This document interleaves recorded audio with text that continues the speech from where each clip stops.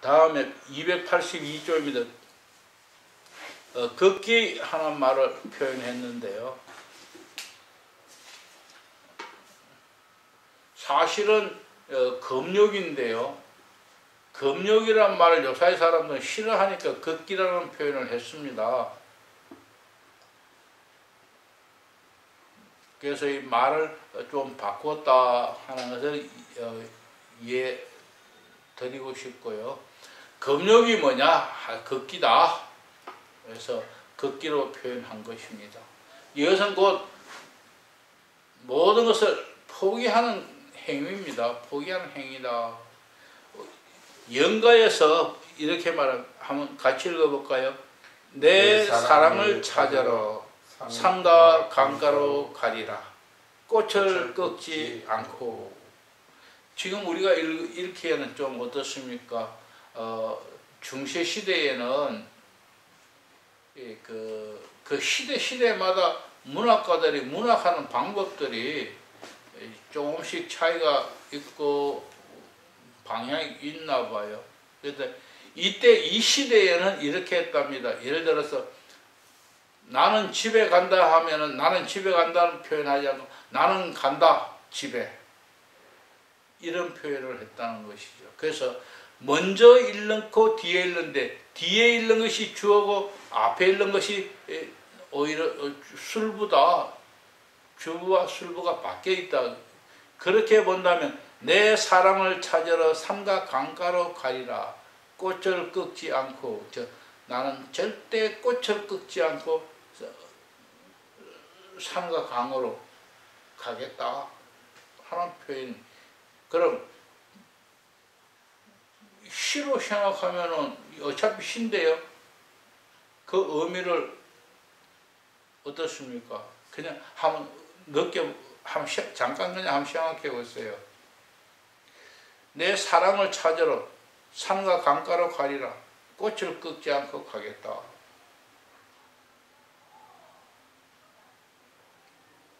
제가 이 생각을 한 4, 5년 전에, 한 4, 5년, 한 5, 6년 전에 여기 중량천변을 해서 의정부 쪽으로 가는 강둑에 보면은 그 봄에 그 무슨 꽃이죠?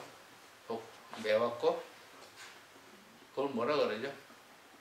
그 꽃이 쫙 펴 있어 좋아요. 그래서 가면서 근데 꽃이 향기가 없더라고요, 별로. 뭐 신선한 느낌 이런 거는 오는데 뭐 향은 별로 없고.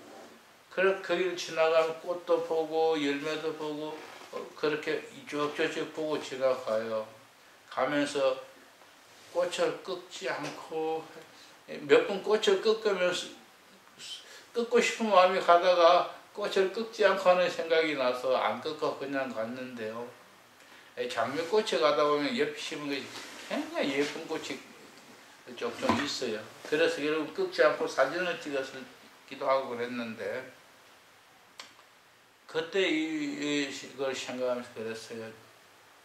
아, 내가 꽃에 매달려서 꽃이 이뻐서 꽃 향기를 맡고 꽃을 꺾고 하다 보면 목표에 달성한 목적지에 가는 시연돼요. 그렇죠? 그게 빠진 만큼 목적지 갈 마음이 지금 다 흐트러진 거예요. 그래서 그런 뜻이구나. 내가 목표로 향해 갈 때에 자도 우도 보지 않고 꽃도 꺾지 않고 가겠다.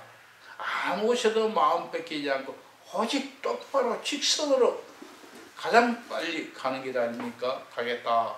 왜? 가는 이유 뭐냐? 내 사랑을 찾으러. 내 사랑이 어떤 여인인가 아니라 내 사랑은 하나님을 향한 것. 오직 하나님만이 내 사랑이에요. 그래서 내 사랑 근본 본처는 하는 것은 바로 하나님.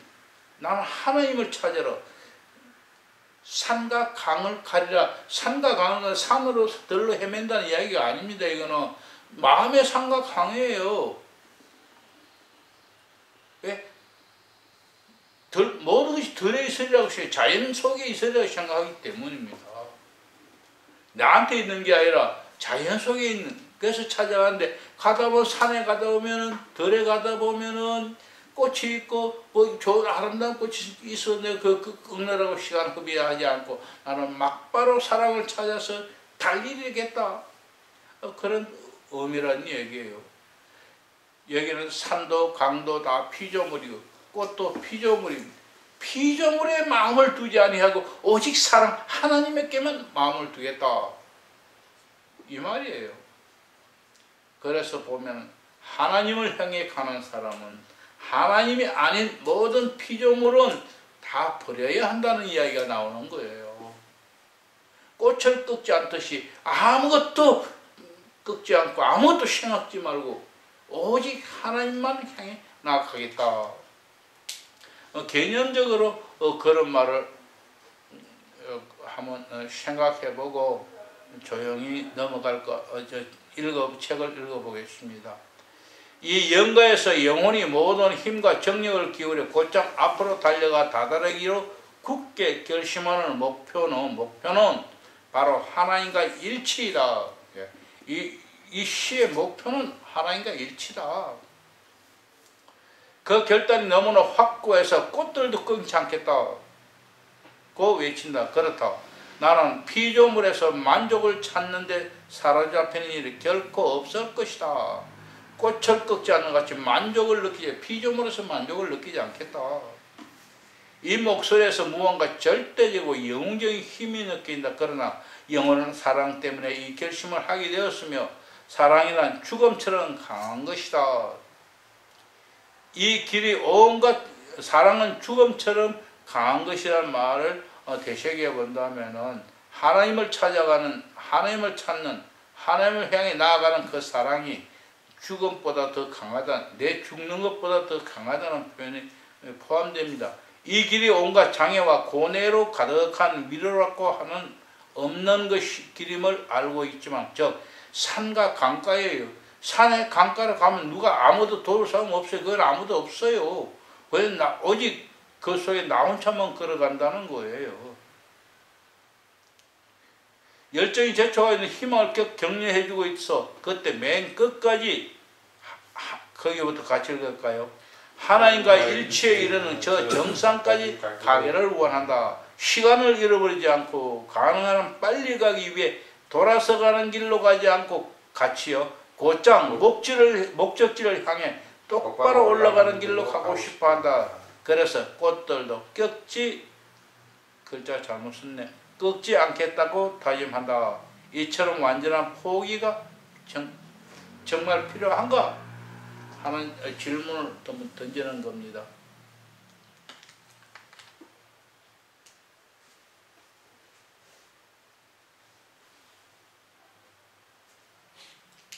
설명을 듣고 나서 이 시를 생각하니까 정말 마음에 와닿는 것이 굉장히 강하게 와닿네.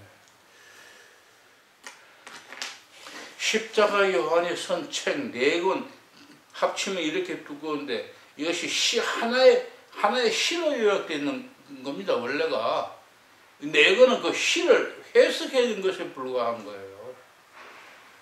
엄청난 분량입니다. 시 속에 포함된. 그래서 그 시를 쓰고 써놓고 시를 해석해 달라 해서 해석해 주는 것이 바로 가르멜의 산길, 어두운 밤, 그리고 영가, 하나가 뭐야? 사랑의 가만히 있자. 책 제목이 갑자기 생각이 안 나네. 나도 그 책 4권이 이 정도로 이제 책 제목까지도 생각이 안 날 정도입니다. 내가 많이 놀았나 보네요. 자, 1. 전부 말끔히 벗어버려라. 말끔히 벗어버려라. 책을 읽다가 보면 오자탈자가 띄어쓰기 이런 것이 안 된 것이 나는 정리한다 했는데 지금 다시 보니까 또 많더라고요. 그런 부분을 좀 고려해서 읽어주시면 좋겠습니다. 전부 말끔히 벗어버려라. 이제는 가르멜 산께를 인용하면서 영혼을 놀라게 할까봐 겁내지 않고 그대로 옮기겠다. 이 책에서 십자가 요한은 전부 말끔히 벗으려 함이 절대적으로 필요한 것을 입증하고 있다. 꽃을 꺾지 않고 산과 안가를 그냥 막바로 가겠다. 다 벗어버리고 그냥 가겠다. 이 논제는 십자가 요한의 가르침에서 근본적인 자리를 차지하고 있다. 이게 십자가 요한이 이 시 전체에서도 핵심 부분이 바로 이거다, 이런 이야기예요. 자, 말끔히 벗어버리면 같이 읽을까요? 바로 그렇게 되기를 원해서가 아니라 다만 일체의 관점에서 이것을 받아들이는 것이다. 완전히 벗어버린다. 그러면 어떤 사람이 할 겁니다. 옷도 다 벗어버리냐? 형제도 다 벗어, 가족도 다 벗어버릴 수 있느냐? 그런 이야기 할 수도 있을 것입니다. 인천에 있던 어떤 목사님 같이. 이건 그 이야기는 아니라는 것이죠. 뭐냐? 하나님과 일치되는 관점에서 하나님과 일치가 되려면은 모든 것을 다 가지고서는 안 된다. 다 벗어버려야만, 육신도, 어떤 의미에서 육신도 벗어버려야만 된다. 왜? 하나님 영이시니까 영과 육이 하나가 될 수 없어요. 만약에 영과 육이 하나가 된다면 우리 사람과 같이 될 거예요. 그럼 하나님이 아니죠. 하나님이 사람으로 되어 오신 분이 예수님이에요. 그렇다면 우리는 어떤 모습이냐? 예수님이 이 땅에 오셔서 살아신 그 모습은 닮아가야 한다. 그런 표현을 할 수 있어요. 왜? 하나님이 그렇게 살아셨으니. 그래도 그 하나님이 결국은 육신의 몸을 벗어버렸죠. 죽어서 하나님 앞으로 하나 되어 돌아가셨습니다. 앞으로 가셨습니다. 물론 죽었다가 다시 부활했지만 부활한 것은 이 육신의 몸이 아니라는 얘기예요. 영을 가진 영의 몸이다. 즉 시간과 공간에 제한을 받지 않는, 뭐 요새 사람들 말하는 투명인간 같은, 그러나 예수님은 투명인간은 아니었습니다. 투명인간이 나와 이해하는데 투명인간이 참으로 있을까요? 없지요. 상상력으로 만들어낸 경우죠. 네. 투명인간은 없죠.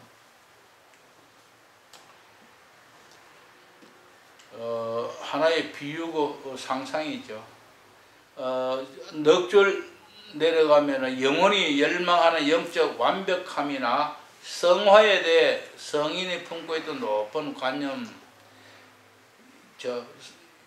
성화에 대한 십자가 요한은 어떠냐? 즉 같이 읽을게요. 완덕이나 성화란 영혼이 이 지상에서 도달할 수 있는 하나님과의 가장 친밀한 일치에 이를 때 비로소 완성된다. 여기서 중요하게 받아야 하나님과 가장 가장 친밀한 일치라. 이것이 정확한 표현입니다. 그냥 우리는 일치 이렇게 표현하지 않고 그냥 하나님과 일치라는 표현을 합니다. 하나님과 일치가 된다면 살아서는 될 수가 없습니다. 이것은 조직신학입니다. 조직신학이 그렇게 말합니다. 하나님과 하나 되는 영화되어야 한다. 죽어야만 한다. 그런데 십자가 요한은 그렇게 말한 것이 아니고 하나님과 가장 친밀한 일치라 그랬어요. 그래서 일치가 아니고 가장 친밀한 그런 의미예요. 표현하면은 뭘까요? 인간의 몸을 벗어버리기 직전, 막 벗어버리기 직전, 그런 의미로 표현할 수 있을 것입니다. 그러나 그것이 우리 보통의 인간이면 그 시간은 불과 0점 몇 초라는 이런 짧은 시간, 딱 숨꼴깍 넘어가는 그 순간일 것입니다. 그러나 십자가 요한은 거기까지 신학적인 코론까지 말한 것이 아니라 그 이전에 가까웠던 어느 부분 무슨 말 이해 가시겠죠? 하나님과 일치, 하나님과 친밀한 일치, 그것도 가장 친밀한 일치. 그래서 그 가장 친밀하다는 것은 뭡니까? 친밀하지 못한 부분이 그 중에도 다소 포함된다는 의미가 있다는 것까지는 우리가 이해해야 할 것입니다. 그래야만 살아서 사람이 하나님과 하나 되는 거 아니겠습니까? 그래서 제가 이해시키기 위해서 뭐라 했냐 하면 심리란 이야기를 제가 예를 들었습니다. 내가 심리 간다 이러면 보통 4km 가는 거예요. 그냥 수학 시간에 심리라면 4km가 아니에요. 40km예요. 우리는 법적이고 수학적인 그런 것을 이야기한 게 구어적인 표현을 했다. 이런 이야기를 했던 겁니다. 신학적으로 말하면 살아서는 영화될 수가 없어요. 죽어야 영화되는 거예요. 육신의 몸을 벗어야 완전히 영이 되는 거예요. 그러나 십자가 요한이 말한 이 영화는 거기에 가장 가까운 죽지 않고 살아있는 것 중에서 가장 하나님과 가까운 그런 의미예요.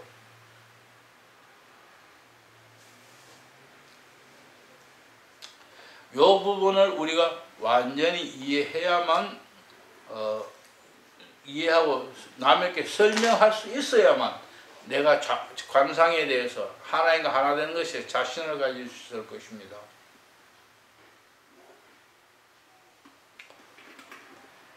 김 목사님 이해할 수 있겠습니까? 근데 변형된 일치를 이룰 때는 자, 변형된 일치란 말 바로 이 말이에요. 완벽하게 이제 영화의 상태는 아니죠. 될 수가 없어요.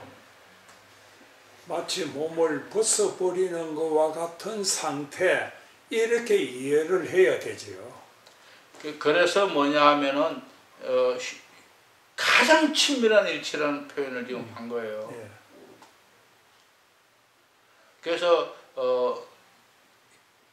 일반 강상기도 배우는 사람에게 이런 말을 하지 않는다는 거예요. 그냥 일치라는 말하고 지나가는 거예요. 왜? 요거 설명식이라면 어쩌면 하루 종일 걸릴지도 몰라요. 지금 벌써 여러분 한 1년이 지나고 수년이 지나온 여러분에게도 지금 이런 말을 하면 그것이 이렇게 저렇게 생각해 보는 경향이 있다는 얘기예요. 그래서 뭐냐, 일치라는 것은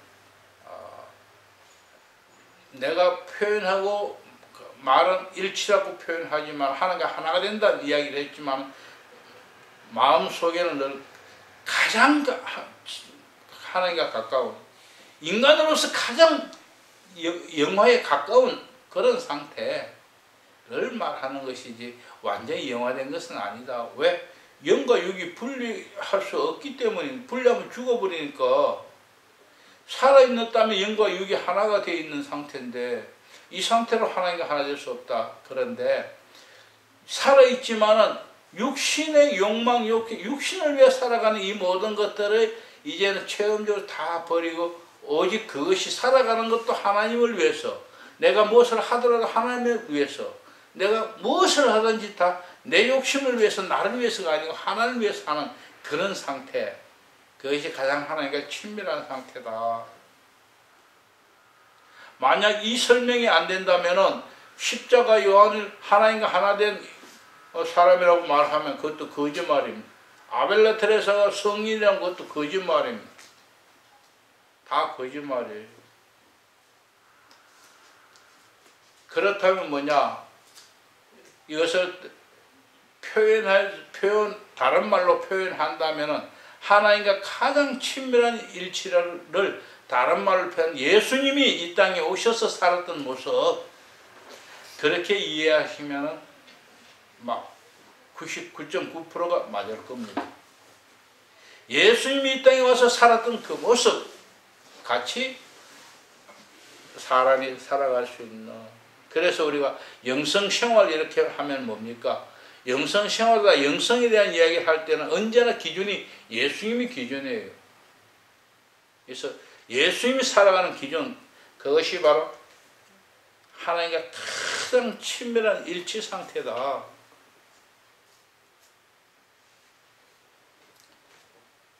이 일체 상태는 여러 가지 모양으로 고찰될 수 있다. 예를 들어 그 일체 경계에 이르는 완전한 모습을 바라보며 묵상할 수도 있다. 다시 말해 그 경계에서 영원히 누리게 될 모든 풍요로움을 이에 따라오는 감미로운 체험, 하나님과 빛과 사랑이 잠기는 가장 지각 은총을 생각해보면 묵상할 수도 있다. 또 그 다음 더 두 줄 더 내려가서 지금은 같이 읽어볼까요? 성인이 실천한 방법에 따라서 그 일치 상태의 중추를 이루는 여러 가지 본질적인 요소에 대해서만 생각해보고자 한다. 본질적인 요소만 대해서 우리가 사실 그 전체를 생각하기는 어렵습니다. 지금 현 시대를 살아가는 이때에 제가 말하는 것을 우리 김 목사님이나 정 목사님이 100% 알아들을 수 없을 것입니다. 또한 정 목사님이나 김 목사님 하는 말을 나도 100% 못 알아듣습니다. 다만 동시대에 살아가기 때문에 이렇게 말하면 척 알아듣고 행동 다 그렇게 합니다. 그러나 99% 그렇게 할지라도 99.99% 저 완전한 100%는 안 된다. 왜? 내가 그 마음속에 같이 안 있기 때문에. 뭐 그런 의미로 생각해 보면 좋을 것입니다. 그래서 뭐냐, 본질적인 것에 대해서 그 요소적인 것을 생각한다. 다시 말해서 일체 상태 근본 요소 거기에 솟아나는 모든 복합적인 영성적 풍요로움에 대해서라, 그런 이야기. 영성적 풍요로움에 대해서 생각해보자.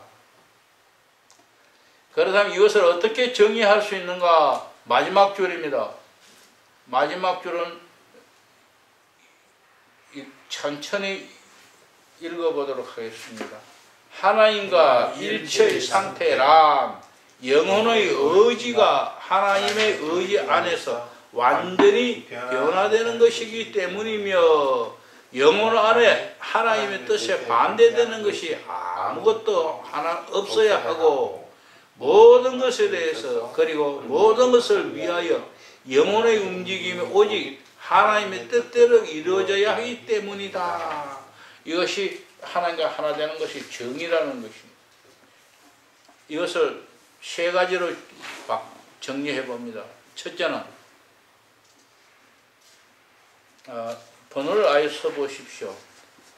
하나님과 일체의 단계 상태란 영혼의 의지, 영혼의 앞에 영혼의 의지가 하나님 의지 안에서 완전히 변화되는 것이다. 여기 영혼이라는 것은 사람이라는 뜻이에요. 수련하는 사람. 오늘 저와 여러분, 우리가 하나님의 의지 안에서 완전히 변하는, 내가 그냥 내 욕심으로 변화되는 게 아니고, 내가 어떤 공부를 해서 어떤 철학적인 변화가 되는 게 아니고 하나님의 의지 안에서 변화. 이렇게 하려면 어떻게 합니까? 하나님께 완전히 맡겨버려야 돼요. 하나님께 맡겨야 하나님이 마음대로 변화시킬 거 아닙니까? 두 번째는 영혼 안에 하나님 뜻에 반대되는 것이 하나도 없어야 하고, 이 영혼 안에 하나님 뜻에 반대되는 것이 아무것도 없어야 한다. 그래서 표본 한마디로 말하면 예수님 닮아야 한다. 예수님은 죽음까지도 사실은 거부하는 마음이 없었던 건 아니죠. 전혀. 거부한다기보다는 그래서 하나님 앞에 나가서 기도했던 거예요. 나 꼭 죽지 않으면 안 되겠습니까? 이번만 기도를 했고, 하나님은 안 된다 했고, 예수님은 자기 의지를 꺾어서 하나님 의지 안에 자기 의지를 꺾어서 그대로 하겠습니다. 그런데 문제는 뭐였습니까? 그 고통을 내가 어떻게 이기겠는가? 그래서 하나님께 나아가서 세 번째 나가서 도와달라 했던 겁니다. 예수님도 죽는 자기를 완전히 버리는 것에 대해서 사실상 두려움이 있었기 때문에, 예를 들어서 육신의 몸일 때에 못을 치는데 아야 하고 과음을 지르고 막 발버둥을 치면 어떻게 될까요? 보는 사람들이. 지금까지 지가 하나님의 아들을 해놓고, 하나님의 아들이 신이 왜 못 박는데 고통을 난리 치느냐고, 거짓말이다, 하나님이 아니다. 보는 사람 다 그랬을 거예요. 성경에 보십시오. 예수님이 십자가에 못 박힐 때 아야 하고 고함질렀다는, 몸부림쳤다는 거 어느 구절에 다 하나도 없어요. 다만 못 박혔다고만 해요. 저는 그런 생각을 해요. 바로 세 번째 기도 하나님께 도와달라고 하나님 성령이 함께 하셨기 때문에 하나님이 그 고통을 이길 수 있는 힘을 줬기 때문에 못 박히실 때 안 아픈 게 아니라 고통을 응두르고 참고 이겼다고 생각해요. 절대 고통 없이 안 아팠던 거 아니다 생각해요. 그 고통을 엄청난 고통이지만 참고 이길 수 있는 힘을 주었기 때문에 참고 이겼다. 왜? 그 고통은 우리들의 죄를 지는 고통인데 왜 고통이 없었겠습니까? 다만 그 죽음에 지지 않고 죽음을 이기는, 그 고통을 이기는 성령의 도움이시죠. 이와 같이 우리도 세상을 이기고 내가 하나님과 하나가 되려고 하나님과 친밀한 일체에 이르려고 한다면 그런 고통이 반드시 따른다. 반드시 따른다는 거예요. 십자가 요한은 이 고통 반드시 따른다고 했습니다. 그것이 십자가 요한이 단 몇 분간이라도 반드시 그 고통은 따른다. 근데 그 말은 처음부터 한 이야기 아니에요. 반드시 고통이 따른다. 그 고통이 얼마나 긴 기간일지는 모르지만 그러나 단 몇 분간이라 할지라도 반드시 이 고통은 지나가야 한다는 이야기를 했습니다.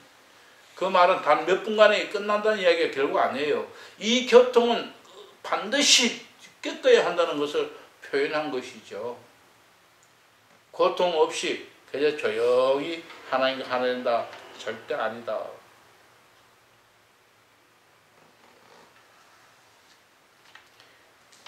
겁나죠? 겁나지 않아요? 내가 한번 죽어봤었을 때요. 그래요? 예, 그 고통은 이름 말할 수 없었어요. 근데 나는 죽는 게 기분이 좋던데 상황 따라 다 달라요. 자, 완전히 변화되는 것이고 두 번째는 영혼 안에 하나님 뜻에 반대되는 것이 아무것도 없어야 한다. 예. 하나님을 반대하는 것이 아무것도, 하나님을 반대한다는 것은 쉽게 표현하면 영적인 것은 하나님을 따르지만 육적인 것은 다 하나님과는 반대되는 거슬리는 것이라 표현하면 될 것입니다. 하나도 없어야 한다. 세 번째, 모든 것 앞에 모든 것에 있어서 그리고 모든 것을 위하여 영혼의 움직임 오직 하나님 뜻대로 이루어져야 하기 때문이다. 사실은 1번, 2번은 이래야만 그 상태가 된다 하는 뜻이고 하나가 되는 상태는 어떠냐? 모든 것에 영혼이 움직임이, 즉 우리의 사람의 삶이 하나의 뜻대로 이루어져야 한다. 모든 것이 하나의 뜻대로, 내 뜻대로 움직이는 것이 하나도 없고 모든 것이 하나의 뜻대로 움직여야 한다. 그래서 앞에 것은 그래 되는 상태고 결과는 모든 것을 위하여 영혼의 움직임은 하나의 뜻대로 한다는 것이 하나님께 일치된다는 뜻인 것입니다. 이렇게 되기 위해서가 그게 뭐냐? 우리가 하나님 의지 안에서 완전히 변해야 한다. 두 번째, 여기서 하나님 의지 안에서 변해야 한다는 거예요. 우리의 의지로서는 안 되기 때문에요. 또 우리의 의지로 변하면 결국은 우리의 뜻대로겠죠. 하나님 뜻대로 아닌 것이 많이 있을 수 있다. 그렇게 하는데도 뭐냐? 하나님 의지대로 하려고 하는데도 우리 뜻이 자꾸만 남아있는데 그것이 어디 가냐? 그것이 하나도 없을 때까지라는 이야기를 2번이 하고 있는 겁니다. 그래서 사실은 길게 써놨지만은 간단히 표현하면은 예수님 닮는 거예요. 예수님처럼.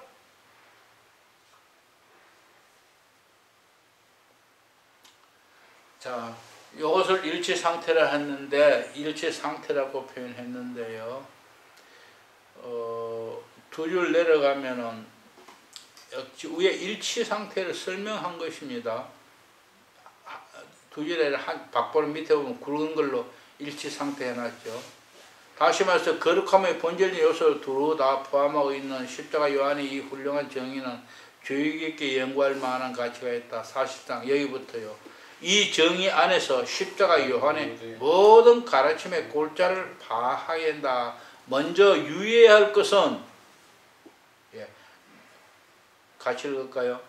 신비 시박사인 십자가 요한에 의하면 일체 상태의 본질은 의지 안에서 찾게 된다는 것이다.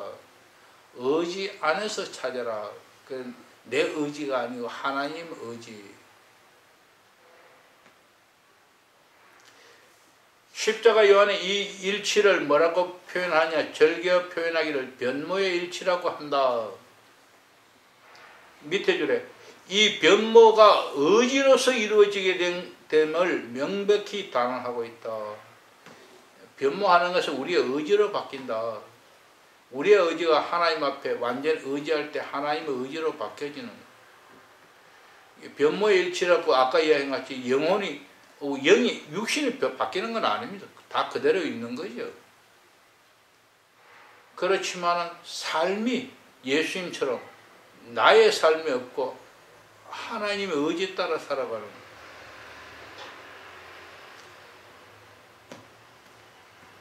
이것을 이해하려면 바로 뭐가 필요하냐? 사람은 마음 먹은 대로 행동하고 생각하는 대로 행동하게 된다. 그러나 이 마음 먹은 대로 하고 생각하는 이 개인의 의지를 내 의지를 꺾고 하나님 앞에 하나님의 의지를 따라야 한다. 전기 스위치를 막 켜고 끄듯이 우리의 의지를 끄고 예수님의 의지, 하나님의 의지를 따라야 한다. 그래서 하나님 뭐라 했습니까? 네 마음문을 열면 내가 들어가서 너와 함께 먹고 마시겠다. 그게 하나님의 의지예요. 하나님의 의지대로 하시겠다. 그래서 우리가 모든 우리의 의지를 하나님께 맡기고 하나님의 의지대로 살아가는 모습이 변모한 일치인 겁니다. 그게 내 의지가 개입되어 있다면 변모하지 못한 거예요. 내 의지가 전혀 없는 그런 삶, 그것이 바로 예수님의 삶이다. 눈으로 보고 실제로 보고 느낄 수 있고 우리 행동할 수 있는 지침은 뭐냐? 예수님이 어떻게 살았는가 그걸 바라보고 날 묵상하고 그렇게 살아가면 된다는 거예요. 다음에 밑에서 여섯째 줄에 부정적인 사실,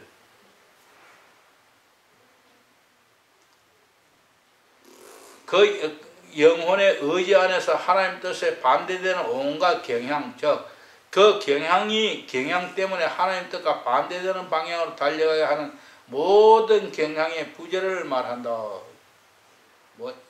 부정적인 사실이라고 그랬는데요.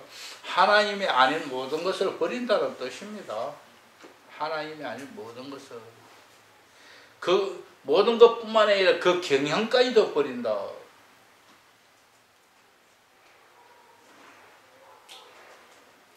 (285쪽의) 첫 줄에 그 마음 안에는 하나님의 뜻과 반대되는 경향이 전혀 없으며 그 대신 영혼은 자신의 행동 하나하나가 끊임없이 하나님의 의지에 의해 움직여지는 것을 알아차리게 된다. 그래서 십자가 요한이 뭐라고 말하느냐 하면은 같이 읽어볼까요? 이런 이유 때문에 일치의 단계를 영혼과 하나님 뜻이 하나가 되었다고 그러는 것이다. 물론 하나님 뜻에 맞춰진 것이며 하나님 뜻이 곧 영혼의 뜻이 되는 것이다. 혹시라도 영혼이 하나님께서 원하지 않으시는 어떤 결함이라도 원했다면 하나님의 뜻과 하나를 이루지 못한 것이다. 내 뜻으로 움직인 것이 하나로 있다면 그건 하나님의 뜻과 일치하지 않은 것이다.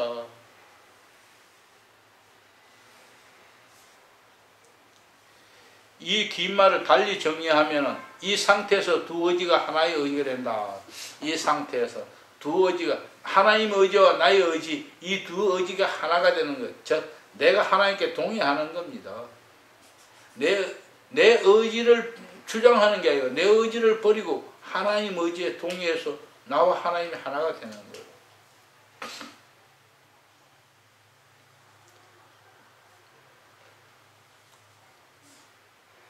자, 밑에 주석을 같이 한번 읽어볼까요? 285쪽 밑에 149 주석입니다. 그냥 개인적으로 읽어보십시오. 습관적인 결함들을 열거하면 보편의 습관처럼 말을 많이 하는 버릇, 절대로 극복할 수 없는 집착으로 사람이나 옷, 책과 방에 대한 집착, 그리고 음식을 준비하는 것과 쓸데없는 잡담, 무엇을 맛보거나 듣거나 이와 유사한 것들로부터 만족감을 조금이나마 느끼려는 것에 대한 집착을 꼽을 수 있다. 일상적으로 드러나는 나쁜 습관에서 오는 것이 아니라면 영원히 무엇에 집착을 하는 것이 그리 크게 방해되지는 않을 것이다. 그러나 나쁜 습관에서 오는 것이라면 결함이 제 아무리 작은 것이라 할지라도 영원히 완벽에 나아갈 수는 없다. 이는 마치 한 마리의 새가 가난 줄에 묶여 있는 것과 같다. 아무리 가난 줄이라도 묶여 있다면 날아갈 수 없는 것과 같다. 아무리 가난 줄이라도 끊지 않으면 날아갈 수 없는 것과 같다. 영원히 제 아무리 덜 살았다 할지라도 어떤 집에 집착하고 있다면 거룩한 일체에 이르는 자유를 얻지 못할 것이다.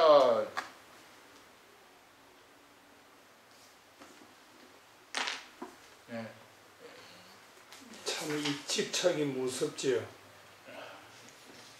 예.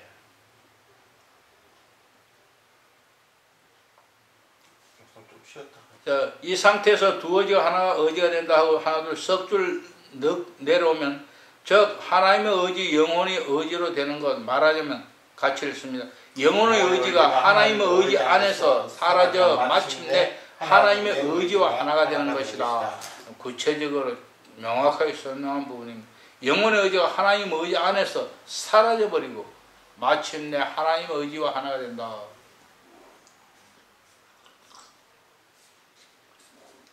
이 앞에 부정적인 사실로부터 쭉 내려와서 이 전체를 하나의 요약한 말이 되는 겁니다. 결국은.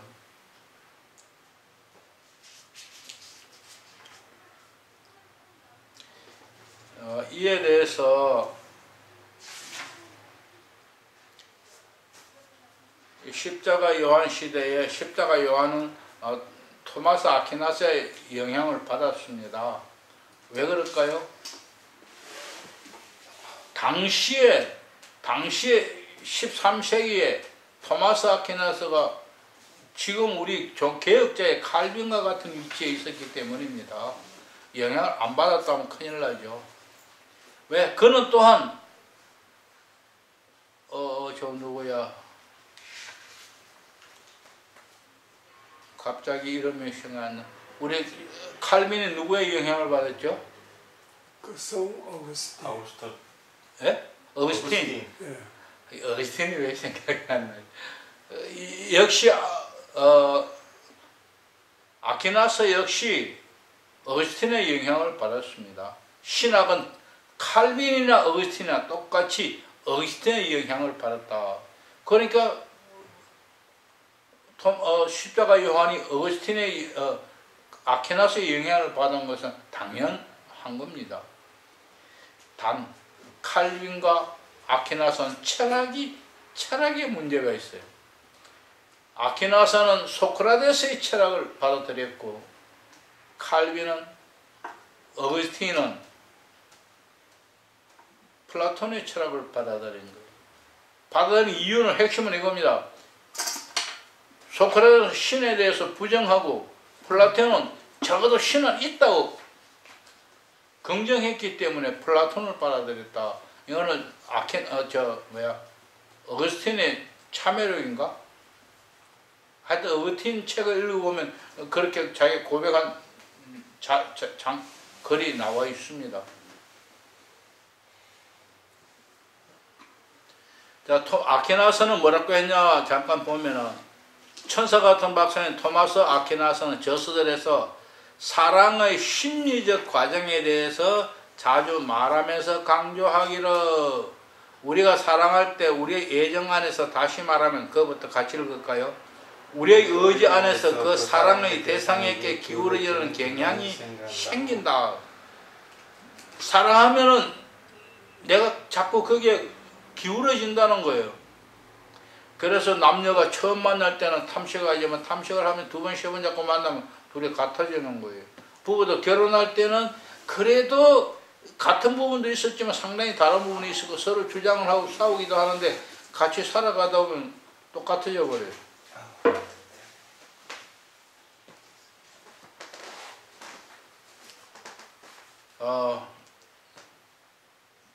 저 의자 앉으셔. 좀 쉬었다 할때 뭐. 예, 그랬어요. 브레이크 타임. 이런 경향이 강해지면은 강해질수록 그만큼 우리의 감정을 사로잡아 그 사람의 대상에게 우리를 끌고 가게 된다. 연애하는 거나 가정생활에 비교하면 그냥 알 수 있게 됩니다. 이런 경향이 온 마음에 밀어닥칠 때 마음은 더 이상 어떤 다른 것에게도 애정을 낼 수 없게 되며 그래서 자기 부인에게 전적으로 애정을 쏟는 사람은 다른 여자에게 관심 안 가진다는 거예요. 근데 길가는 다른 여자에게 마음이 빼앗기는 것은 그만큼 부인을 덜 사랑한다. 그 유일한 사랑의 대상에 의해 온전히 이끌려가도록 자신을 맡겨버린다. 이게 인간의 심리라는 겁니다. 인간의 심리고 인간의 사랑이를 우리 의지 안에서 사랑의 대상에게 우리는 처음부터가 아니라 자연 조금씩 있어. 자연적 다 뺏긴다. 이끌려가게 된다. 자, 그렇다면 사람에게로 하면은 다른 말 이것을 적용하면 하나님께도 마찬가지다. 처음부터 모든 사람이 하나님께 전적으로 의지하고 다 하나가 되느냐 아니다. 조금씩 그래서 기도하는 영성생활을 함으로써 어제보다 오늘 올해보다 내년 조금씩 더 하나님 더 사랑하게 되고 하나님을 더 사랑하는 만큼 세상을 조금씩 더 버리게 되는 겁니다. 총회한다고 총회 쫓아다니고 노예한다고 노제 쫓아다니고 하다가 어느 날인가부터 그거 버리는 날 그게 조금 가까워졌다는 증거입니다.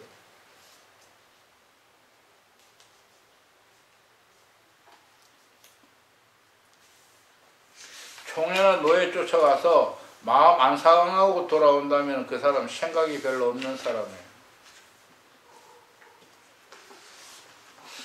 자연적 마음 상할 수밖에 없게 돼 있습니다. 그거 가면은.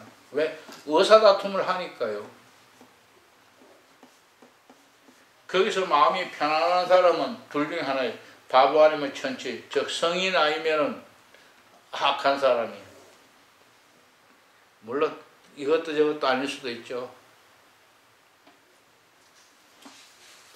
자, 287쪽 오른쪽에 위쪽으로 올라갑니다. 사랑의 대상이 286줄 마지막 줄에는 그 사랑의 대상이 하나님, 다시 말하면 하나님의 뜻이라고 가정해보자.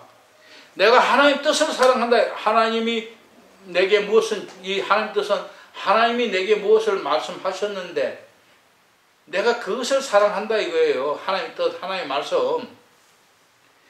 그 대상이 하나님 뜻인 경우 같이 읽어볼까요? 구체적으로 다음과 같은 것을 의미한다. 우리 주 하나님께서는 당신이 만드신 작은 피조물인 우리가 그분을 영광스럽게 하기 위해 그분의 뜻에 완전히 동의하며 따를 것을 전적으로 요구하신다. 이해 갑니까? 이해하십니까? 자, 이 말이 우리가 교회에서 신학을 성경을 배우고 성경 공부를 하면서 교회에서 다 배웠을 겁니다. 그리고 또 가르쳤을 겁니다. 어디서 가르쳤죠? 무엇을 가르칠 때 이런 말씀을 드렸죠? 정 목사님.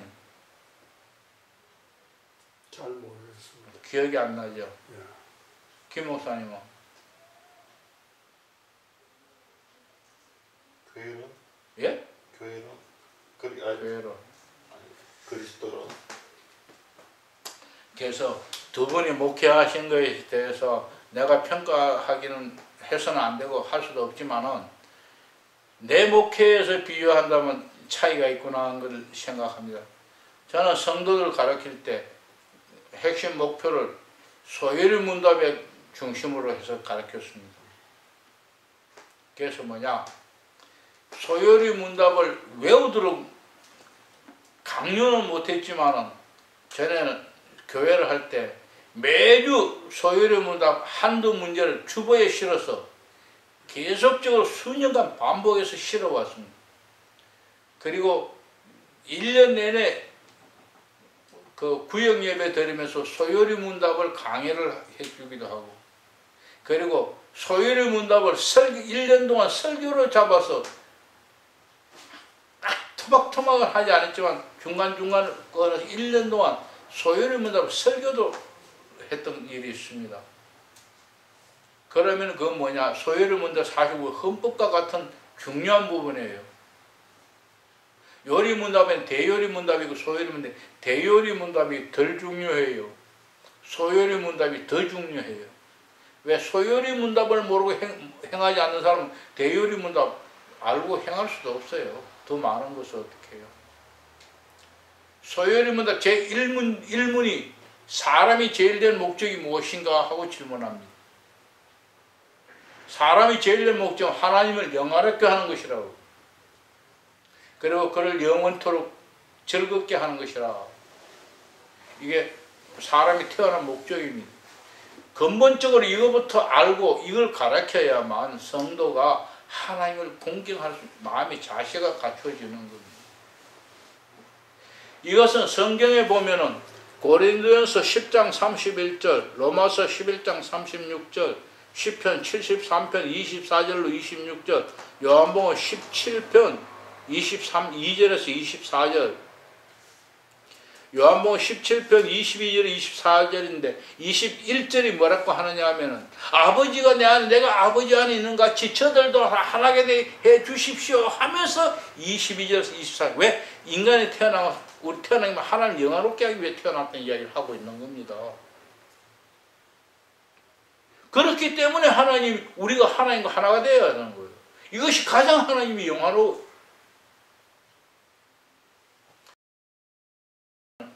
우리가 관상시험을 하는 것이 그 이상 더 하나님이 영화롭게 하는 이 땅에 없다. 관상시험이 뭐냐? 예수님 닮는 삶이에요.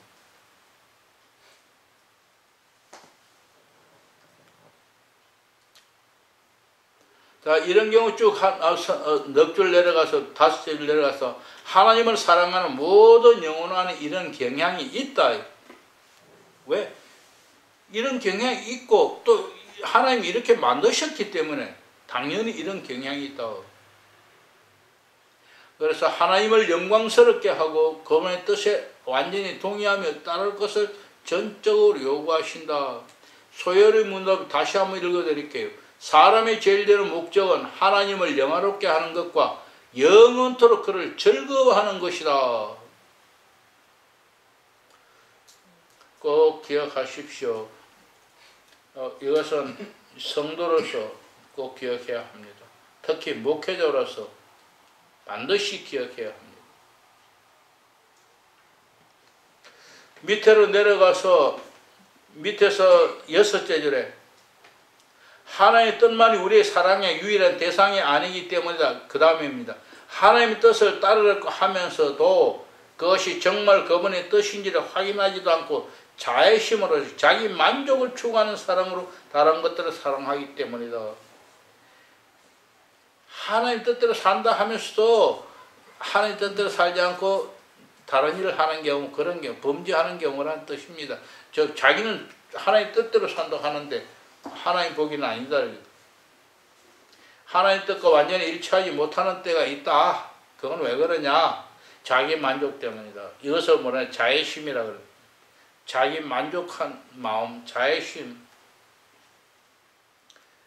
그래서 우리를 그 자애심이 충동하고 뭐 그렇게 해서 완전히 하나님 못 따르게 한다. 288조 첫 줄입니다. 하나님의 뜻을 따르려면 같이 읽습니다. 이처럼 다른 여러 경향과 충동이 여전히 존재하는 의지는 분명한 하나님의 의지에 온전히 점령된 것이 아니다. 그러니까 버려야 합니다. 하나님께 점령되어야 합니다. 같은 페이지 쭉 내려가 중간쯤에 만일 영혼이 피조물을 찾았습니까? 같이 읽습니다.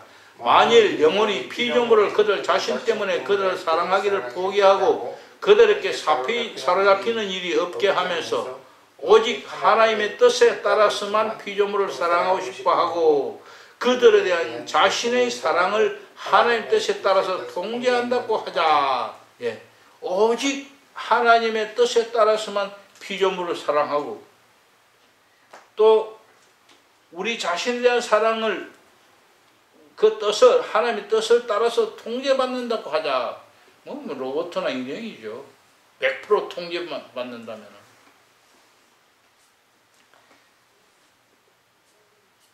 그러나 그렇게 통제받는다면은 우리의 생각이 없어지니까 온전한 하나님의 사랑이 될 수 있을 것입니다.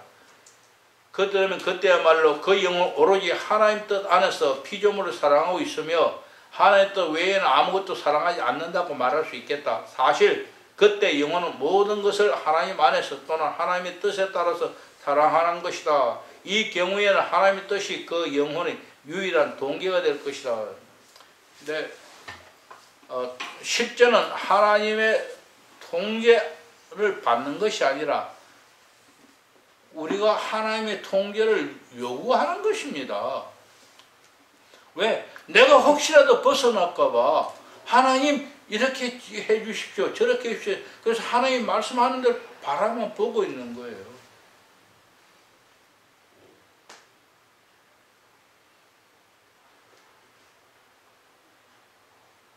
밑에서 넷째 줄에 나를 보내신 이가 나와 함께 하시도다.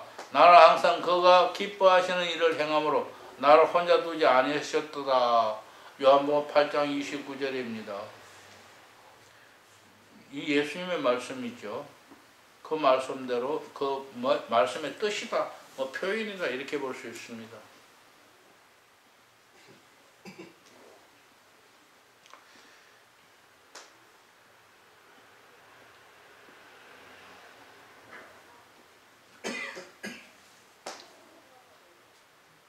오른쪽에 289쪽에 다섯째 절에 뭐냐, 이러한 변화는 실제로 두 가지 조건을 갖춰야 한다. 찾았습니까?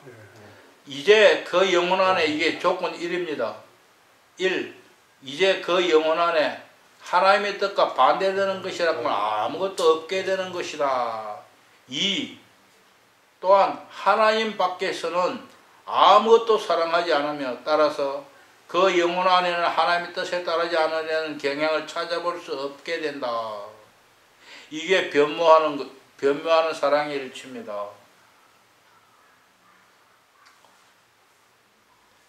하나님의 뜻 외에는 아무것도 찾아내는 내 그 경향, 그 생각, 그 마음이 없다는 거예요. 그냥 하나님만 바라보는. 그냥 속된 말로 표현하면 하나님께 미친 겁니다. 하나님께 미친 사람은 세상은 보질 않아요. 미쳐서니까. 좀 속된 표현이지만은 그게 더 정확한 표현일 수도 있을 것입니다. 이론적인 표현보다는. 그러니까 한번 미쳐보십시오. 이왕 미칠 거 하나님한테 미치면은. 십조가 요한은 이것을 바로 변모일치라고 하고 사랑의 일치라고 말했다 하는 이야기고요. 중간쯤에 더 내려가면 하나님 안에서 그 의지의 변화라 된 영혼이란 그 결과로 하나님의 뜻에 따라서만 움직이는 영혼을 말한다. 두 줄 더 내려가서 십자가 요한의 가르침의 기본적 명제가 찾았습니까? 네. 같이 읽습니다. 즉 영혼은 전부 말끔히 벗어버림을 통해서가 아니고는 하나님과 일치에 이르지 못한다는 그 가르침이 정당화된다. 다시 말해서 모든 인간적인 것을 생각이 다 벗어버리고 오직 하나님의 것으로만 채워야 한다. 그래서 우리가 하나님의 것으로 채워지면 채워진 것이 밖에 나와요. 내 것이 채워지면 내 것이 밖으로 나오고 하나님의 것으로 채워지면 하나님의 것이 밖으로 나옵니다. 그러므로 모든 사람은 죽어나 사나 자나 깨나 하나님의 말씀을 읽고 묵상해야 합니다. 그래야 하나님의 말씀이 내 속에 들어가 있고 그것이 내 속에서 살아서 움직일 거 아니에요. 그걸 우리는 성령의 활동이라고 표현하죠. 성령이 내게 활동하시면서 말을 하더라도 내가 그걸 깨닫지 못하는 성경을 모르니까요. 그래서 이것이 성령의 말씀인지 내심인지 구분이 어려워요. 그러나 우리가 성경을 읽고 쭉 계속 묵상하는 사람은 주여 하고 외치게 됩니다. 왜? 주님의 뜻이니까, 주님의 말씀이니까. 그래서 성경에 있는 말씀이면 주여 하고 따르고 아니면은 뭐야 이 마귀야 물러가라. 그래서 이런 정도 되면 이런 사람들은 기도할 때도 뭐가 보이거나 들려도 그 관심을 안 가지죠.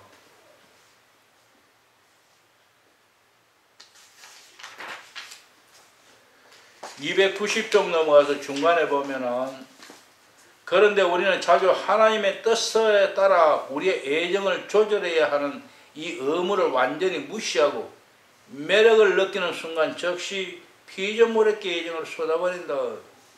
잘 믿는 사람도 돈 앞에서는 고개 숙이죠. 잘 믿는 사람도 총 들고도 죽인다 그러면 내 안 믿을게요. 살고 싶어서. 뭐 목사님들만 그러고 나는 안 그래요. 그죠? 저도 마찬가지입니다. 인간은 다 똑같습니다. 그렇기 때문에 인간은 다 똑같지만 그만큼 수련되고 수양된 사람은 수양된 만큼 달라집니다. 그래서 우리의 마음속에 믿음이 가득 우리가 하나님을 그만큼 사랑하고 우리의 의지가 하나님의 의지에 묶여있다. 통제받는다면은 통제받는다는 표현이 나쁜 표현이 아니고 좋은 표현으로 생각하십시오. 내가 도움을 요청했으니까 그분이 그렇게 통제해 주시는 거예요. 그렇게 통제받는다면은 목숨도 내놓을 수 있을 것입니다. 죽으면은 하루빨리 하나님 앞에 가까이 가는 거니까요. 살아서 고생해서 나중에 가는 분, 지금 죽어서 가는 거예요. 뭐 고통, 세상 살면 고통 안 받고 가는 거예요.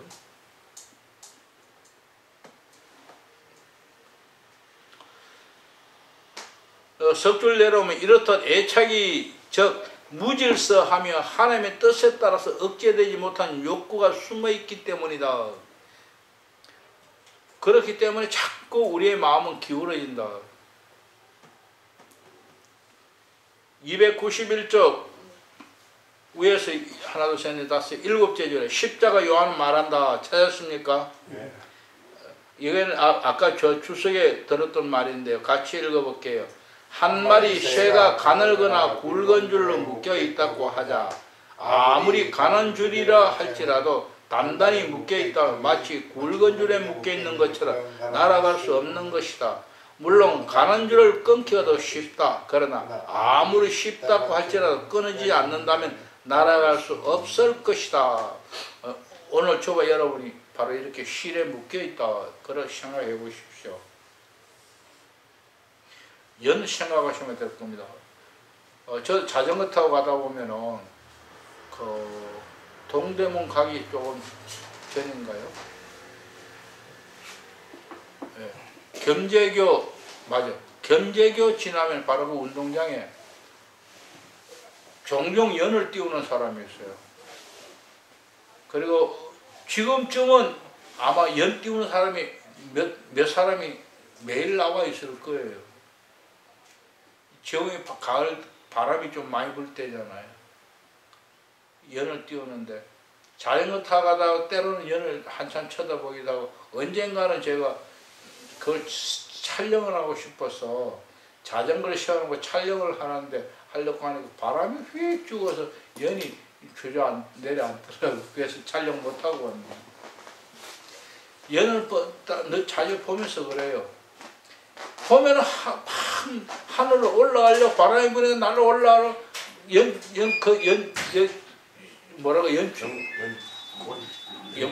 연꼬리는 날개를 치는데 못 올라가는 줄만 팽팽하지 못 올라가는 거예요. 그 예수 줄을 풀어주면은 풀어주는 만큼 올라가요. 그래서 그걸 보면서 종종 이 생각을 하면 네 신세나 내 신세나 네 신세나 내 신세나 똑같아. 그래서 네가 낫구나. 그만치 올라가니까. 나는 땅에서 자전거를 타고 다니고 니는 그래서 꼬리 흔들면 올라가는구나. 그런 생각을 가끔 하기도 합니다. 그래서 연을 다니는 걸 보면은 옛날 추억보다도 그런 생각을 하며 하늘 쳐다볼 때가 종종 있어요. 근데 금년에 한 두어 달 전에 연 진짜 내가 세상 처음 본 연을 뭐냐 하면은 한 4, 50개 연을 그러니까 1m인지 50cm인지는 모르겠는데 1m 간격이 이렇게 다른 거 쭉 달아 한 50개 달아서 띄우는데 장광이 돼요. 예. 밑에서 그렇게 날려버려요. 그렇게 한 50개 되는데 줄은 똑같은 줄이더라고요. 안 끊어지대요. 근데 연은 줄이 끊어지면 어떡합니까? 날아요, 못 날아요? 예? 어느 정도 날아가 버리지. 연은 줄 끊어지면 곤두박질쳐 떨어져요.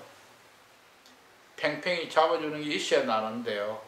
왜냐하면 잡아줘야 바람 방향하고에 각이 있으니까 올라가는 건데 사람은 줄 끊어져야 올라가는 거예요. 줄이 붙어 있으면 매여서 못 올라가요. 연하고는 차이점입니다. 연은 줄이 있어야 높이 나는데 사람은 줄이 끊어져야 높이 날라 하나님 앞에 올라갈 수 있다. 독수리와 같은 성격이죠. 독수리는 태양을 보고 막 올라갈 수 있는 것 같이 우리도 사람은 하나님을 보고 올라간다. 그래서 아마 노래가 독수리같이 올라간다는 이야기 한 것 같네요. 자, 밑에 줄에 291쪽 밑에서 하나 둘 셋 넷 다 7줄 십자가 요한은 사랑을 정의하면서 전부 말끔히 벗어 버리는 일이라고 사용하기로 주장하지 않았다. 십자가 요한은 사랑을 전부 말끔히 벗어 던져버리는 일이라.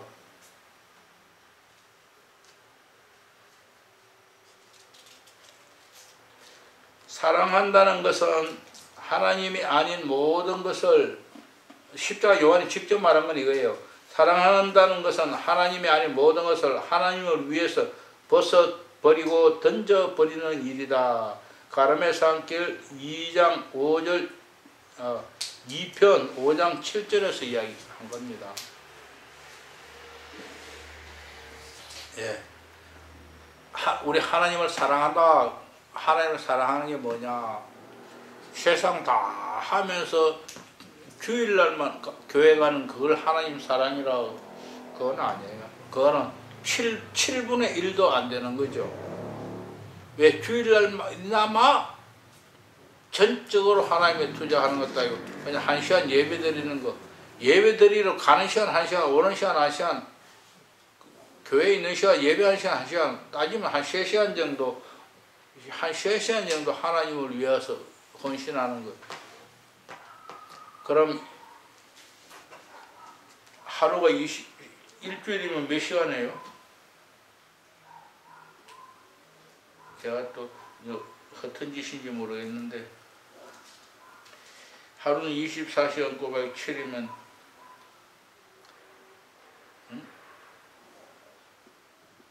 24 곱하기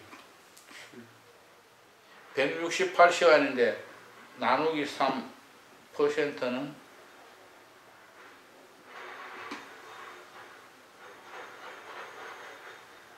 56분의 1 2%도 헌신 안 하는 거예요. 100분의 2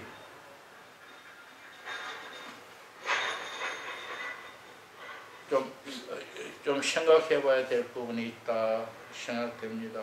10분의 1은 못 드린다 하더라도 시간의 10분의 1은 못 드린다 할더라도 일주일에 하루는 드려야겠는데, 솔직히 말해서 목사님들은 그런 의미에서 좀 더 축복받았죠. 근데 그 목사님만 마저도 하루에 몇 시간 드려요? 하나님 앞에? 주일날, 다른 날 말고. 아침 5시부터 저녁? 그래도 목사님들은 아침 시간부터 저녁까지 어쨌든 교회에 붙잡혀 있으니까 자기 개인 일 못하고.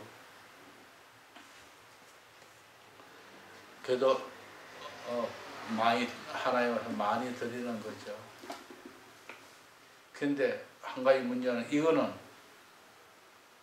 자의적으로 드리는 것보다는 직업이 반직업이에요. 그렇다 할지라도 하나님은 기뻐하실 겁니다. 왜? 근본적인 직업이라 할지라도 근본적으로 하나님의 직업을 가지겠다. 세상 직업이 아니고 하나님 직업입니다.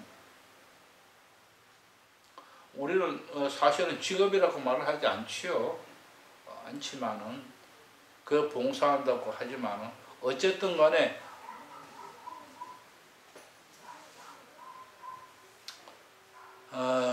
자 밑에서 두 번째 절입니다.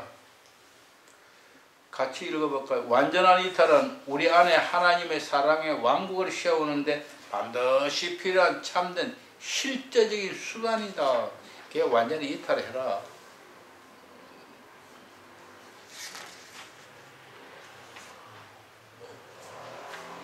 292조입니다. 이것이 하나님을 사랑하는 완전한 수단이기 때문에 이탈의 규칙이 있다. 이탈의 규칙은 뭐냐? 위에서 5번째 이탈의 규칙의 십자가 요한 것부터 5째 줄이에요. 하나님과의 일치 상태에 찾았습니까? 하나님과의 일치 상태에 영혼이 도달하고자 원할 때 반드시 실천해야 할 것을 가르치고 있다. 그 밑에 줄에 십자가 요한 이것을 황금률이라고 말한다. 가라멜의 산길인데 이것을 스페인어로 되어 있는 것이다. 그러면 그것이 무엇인가? 293쪽 위에 보십시오. 그 천천히 같이 한번 읽어볼까요?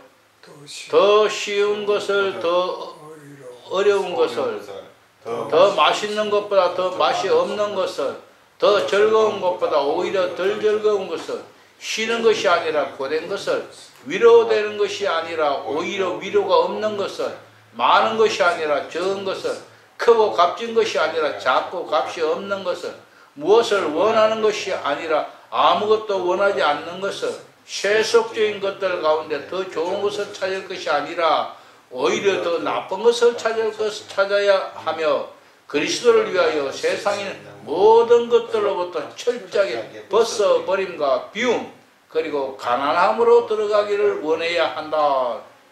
가르멜의 산길 1부 13장 6절입니다.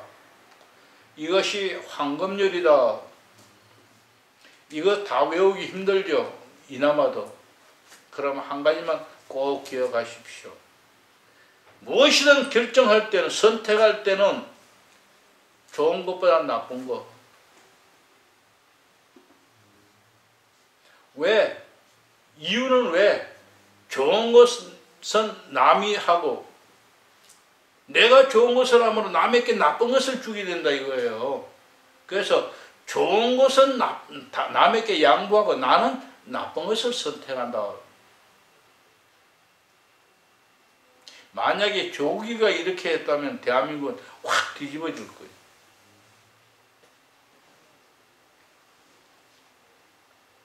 그 새끼는 꼭 반대만 했잖아요.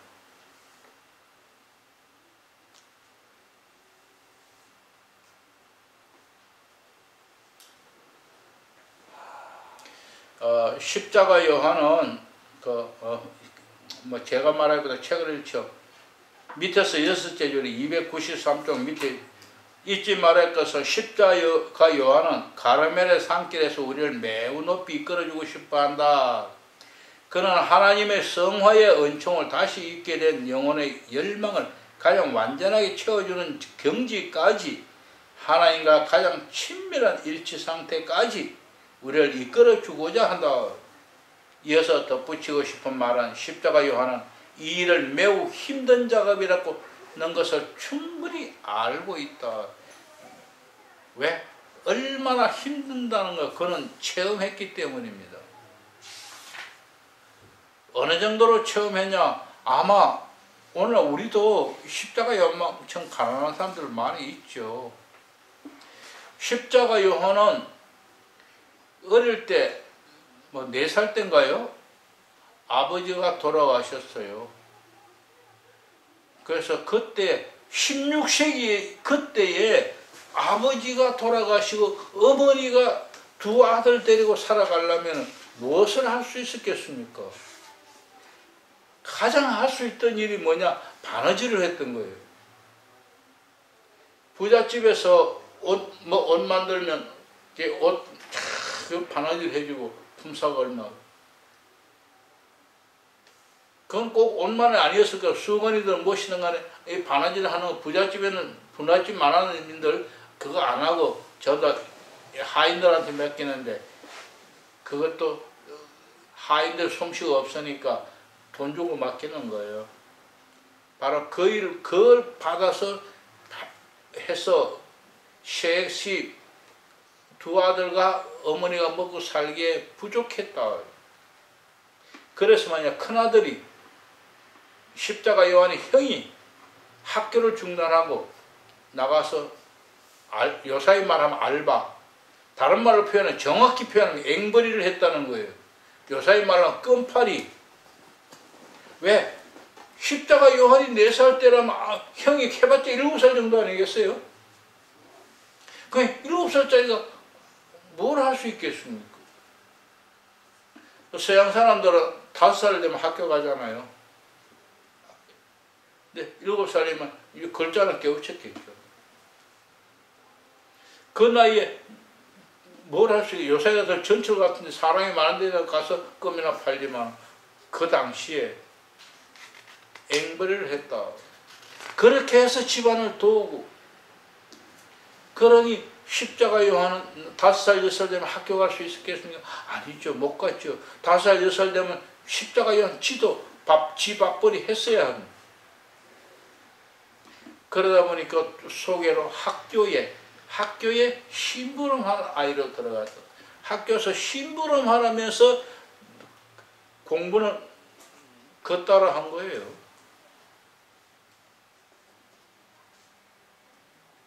그나마도 하나님 은혜로 저 이웃의 도움으로 학교 도와줌으로 심부름 하면서 공부를 했던 거예요. 그리고 소학교 마쳐 그리고 신학교로 들어간 거예요.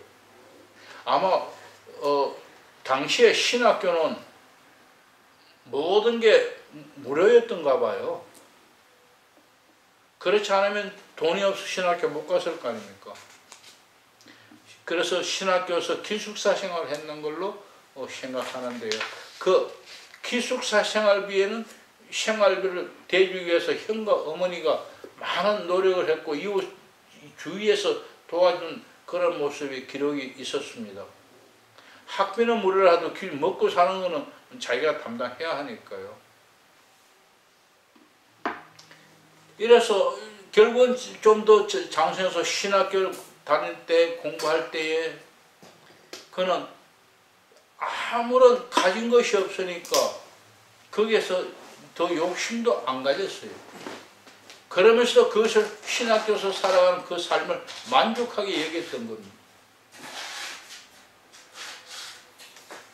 그런 그가 뭐라고 하느냐, 더 쉬운 것보다 더 어려운 것을, 더 맛 있는 것보다는 더 맛없는 것을 그는 그렇게 해왔어요. 그렇지 않은 그는 견딜 수 없어. 그렇지 않으면 그는 살 수가 없었던, 당시에 그는 목숨을 부지하기 위해서라도 더 어려운 걸 택해야만 일거리를 얻을 수 있었을 것이고, 더 맛없는 것이라도 얻어먹어야 해. 남과 같이 맛있는 걸 할 수도 없었을 겁니다. 그는 어린 나이에도 고된 것을 해올 수밖에 없었을 겁니다. 그는 그 생활을 통하여 이렇게 해야 된다고, 내가 이렇게 해서 너희들도 이렇게 하라는 말은 아닙니다. 그렇게 되돌아보니까 내게 이런 욕심을 버리고 내가 결국 하나님과 하나 되는 데 많은 도움이 됐다. 그는 결국 하나님과 일치의 삶, 그 삶을 사는데 완전히 습관적으로 도움이 되었다는 거예요. 그래서 우리에게 하는 말, 너희들 이렇게 살면 도움이 될 것이다. 이렇게 무조건 이렇게 살았는데 안 살면 안 된다는 이야기 한 거 아니에요. 이렇게 살면 도움이 된다. 어쩌면은 더 이상의 도움은 없을 것이다 생각합니다. 그래서 저도 이거 다 못 외웁니다. 그리고 외우려고 노력하지 않습니다. 다만 무엇을 하든 선택할 때 나는 남을 위하여 배려하고 남을 위하여 배려한다. 이 사상만 분명히 가진다면 누군가가 내가 좋은 걸 가지면 누군가는 나쁜 걸 가져야 될 거예요. 그러므로 나는 남을 배려해서 내가 나쁜 걸 가지고 다른 사람이 좋은 걸 가지도록. 그래서 어디 뭐가 떨어지면 후닥닥 뭐가 가면 보물찾기 후닥닥 가는데 전 보물찾기에서 내가 후닥닥 가서 어릴 때부터도 보물찾기 후닥닥 가서 내가 1등 찾아본 일 단 한 번도 없어요. 학교 소풍 가서 보물찾기 거의 못 찾았어요. 왜 안 찾았어요? 그러다 그냥 어슬렁어슬렁 다니다 보면 누가 하나 여러 개 찾아주면 상품 받기도 하고. 왜? 나중에 내가 샀어요. 이거는 이런 심정에서 그랬던 건 아니에요. 그게 찾기가 싫었던 거예요. 기분 나빴어요. 그냥 똑같이 나눠주면 되지. 똑같이 나눠주면 왜 어떤 사람을 찾아서. 왜냐, 어떤 아이들은 그래요. 보물찾기 소풍감 어느 선생님이 보물찾기 어디 숨기는가 그것만 눈독 들이고 있는 애들이 있어요. 그래서 나 그 애 보고 나쁜 놈 새끼라고 그랬어. 어릴 때 손가락질하고 그러니까 나도 죄 지은 거죠. 결국은 내가 더 나쁜 놈일 수도 있는데 어쨌든 그런 이야기보다는 십자가 요한하는 말 이거 다 외우지 못하더라도 분명히 핵심은 무엇을 선택하든 선택할 때 작은 일이든 큰 일이든 남을 배려해라. 남을 배려해라. 왜? 하나님이 나만 사랑하는 게 아니라 다른 사람도 사랑하기 때문에요. 하나님이 사랑하는 그 이웃을 생각하고 그 이웃을 사랑하고 이웃을 배려해서 내가 가지라. 먼저 왔다고 좋은 거 가지지 말고 양보해라. 저는 그 관념, 그 하나의 관념으로 100% 살지는 못하지만 그런 관념을 가지고 있고 그래서 그런 주장을 합니다. 다 외우는 이야기 저도 하지 않고 그러나 분명한 것은 그겁니다. 하나님이 사랑하는 사람, 하나님의 다른 아들, 내 형제를 위하여 모든 것을 양보하고 살자. 그런데도 안 그럴 때가 너무 많아서 지금 걱정이고 문제예요. 294쪽입니다.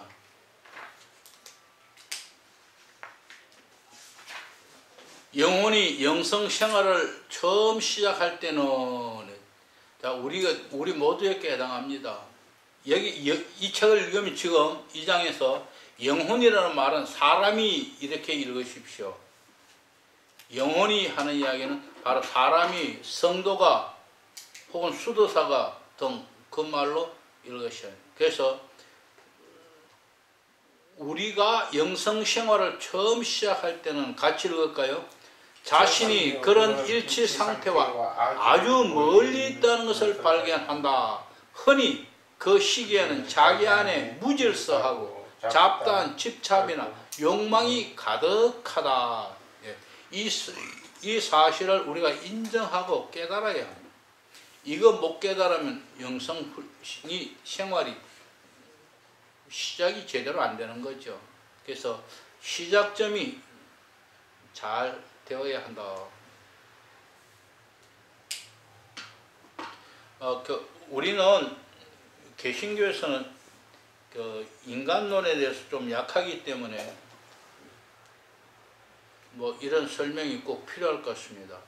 감각적으로는 오간의 욕구를 채우는데 너무나 익숙해 있다. 보면 가지고 싶고 들으면 갖고 싶고 전부 갖고 싶은 이 욕망에 가득 차 있다 이거예요. 그거는 훈련 안 시키도 그래 돼 있다. 너무 익숙해 있어서 물질적 쾌락을 누리는 대로 기울어져 있다. 정신 속에는 종종 자애심, 자기사랑이죠. 자애심과 자신의 우수성에 대한 만족감이 팽배해서 마침내 자기 자신을 온 세상의 중심으로 삼으며 다른 모든 것은 자기 지시를 받아야 하는 것처럼 생각에 이른다. 꼭 조국이 같죠? 조국이가 우리예요. 따라서 그런 요구들 때문에 그는 성급하고 불만스러워하며 근본적으로 겸손과는 거리가 멀게 된다. 한마디로 정리하면 뭡니까? 영성생활을 처음 시작한 사람들은 아직도 겸손과는 먼 거리에 있다. 결국 하나님과 일치하는 데는 겸손이란 말은 모든 욕구, 욕망을 다 버리는 것을 의미하기 때문입니다. 그러므로 악하고 불완전한 마음과 움직임의 경향에서 줄을 것입시오. 감각과 정신을 정화해야 할 필요가 있다. 감각과 정신을 정화해야 할 필요가 있다.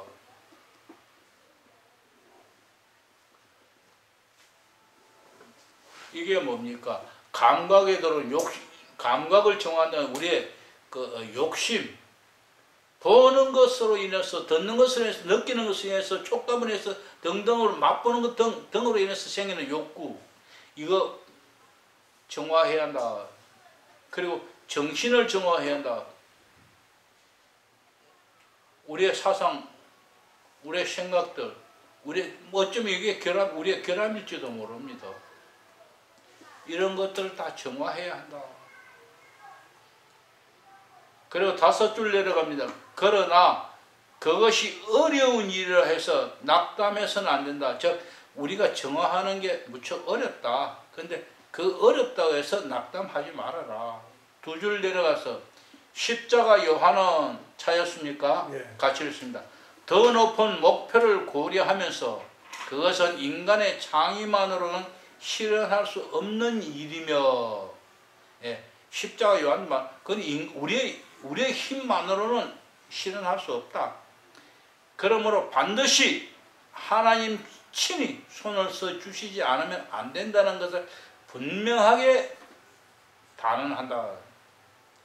자, 내가 시작하면 하나님이 도우신다는 거예요. 그래 하나님 도우시지 않으면 결코 안 된다. 우리가 누구나 할 수 있는 간상기도 할 때, 처음에 할 때 아마 이런 그림이었던 것 같아요. 이렇게 사각형에다가 사선을 꺼서 밑에는 나 해가지고 그 위에는 하나님. 그래서 꼭대기 내가 꽉 차 있을 때 하나님이 없고, 내가 점점 조금씩 버리면은 버릴 만큼 하나님이 채워주신다. 이것은 바로 하나님의 도우심이고, 하나님의 도우심이 100% 하나님이 도우시도록 내가 양보하면 그때는 나는 없고 하나님만 있다 하는 그림을 제가 간단하게 사각형으로 그려서 설명했던 부분이 있습니다. 그것을 연상하면 충분히 이해가 될 것입니다. 다음 계속해서 성인은 이 일이 수동적인 동시에 능동적이며, 하나님이 내게 하는 것을 하시기 때문에 그건 내가 수동적으로 받아야 하지만 나도 따로 해야 한다는 거예요. 능동적이며, 물론 인간이 스스로 해야 하지만 동시에 하나님 편에서 역사하심을 받아들여야 하는 것을 가르친다. 이 부분은 중요한 부분이니까 반드시 기억하십시오. 우리가 하는 이 일을 나만이 하는 것이 결코 아니다. 내가 시작하면 하나님이 도우신다. 즉 우리는 능동적이면서, 내가 하면 능동적이면서 수동적이 되고 하나님이 하신다.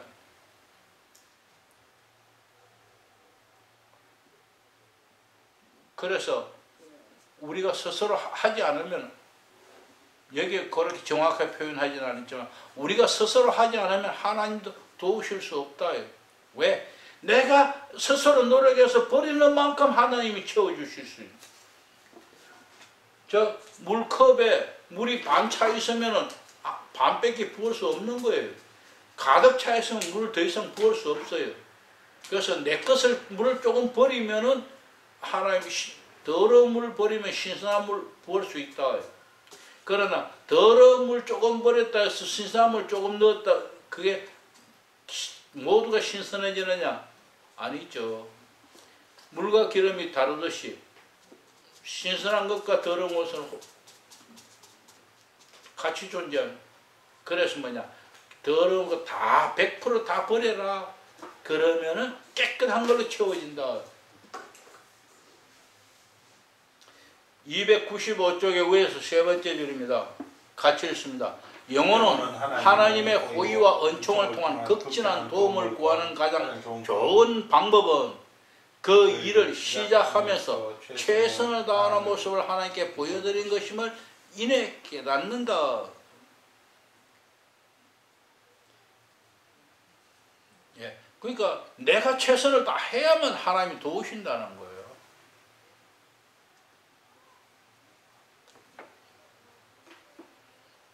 석줄 내려가서 피조물에게 빠지게 하는 오판에서부터 정화 작업을 시작할 것이다.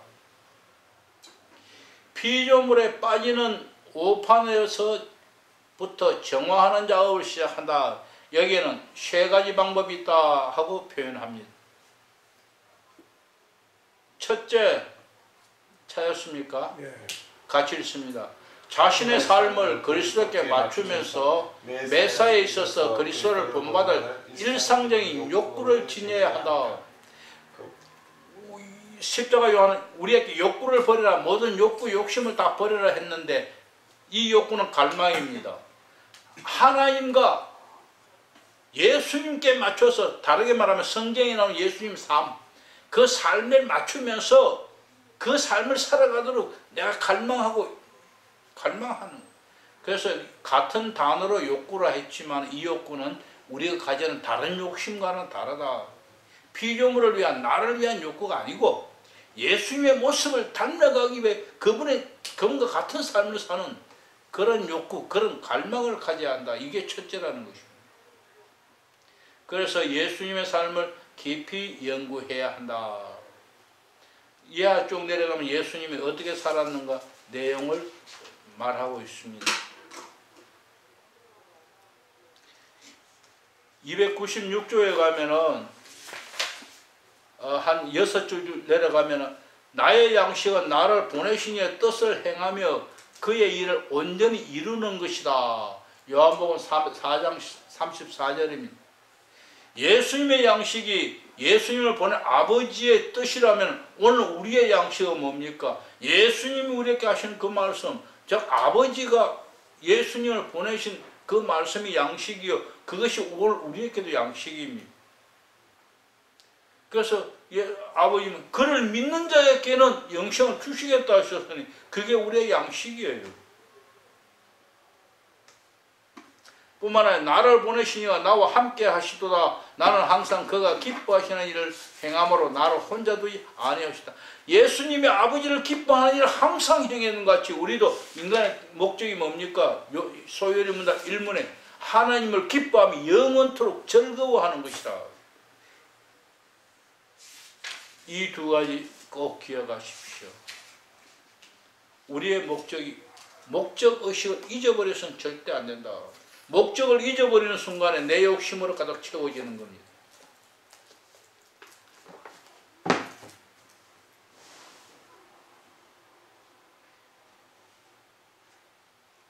저 뒤에서도 내가 책에 보면 책이 2권밖에 없어서 못 나눠준 것인데, 저기에도 내 목회의 표준 성도 신앙시간 이렇게 해야 된다. 저는 먼저 소요리 문답부터 나옵니다.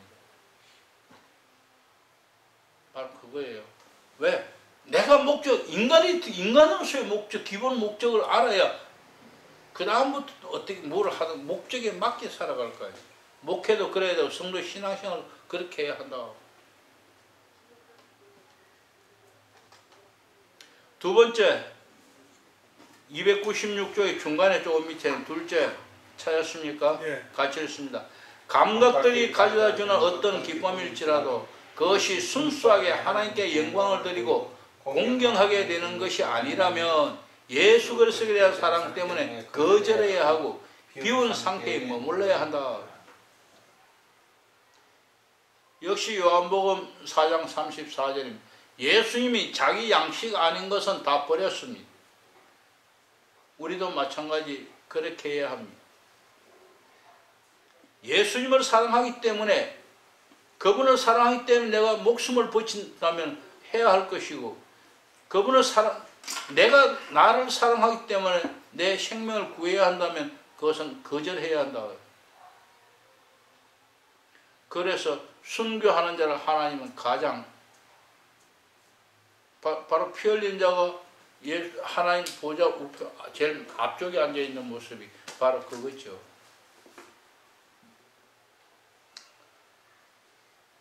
오른쪽 페이지에 넘어가서 296 마지막 줄입니다. 너희가 먹더니 마시더니 무엇을 하느니 다 하나님의 영광을 위하여 하라. 고린도전서 10장 31절. 이거는 저는 내 생활의 목표로 삼고 있는 구절입니다. 먹더니 마시더니 무엇을 하든지 다 하나님의 영광을 위해 살아.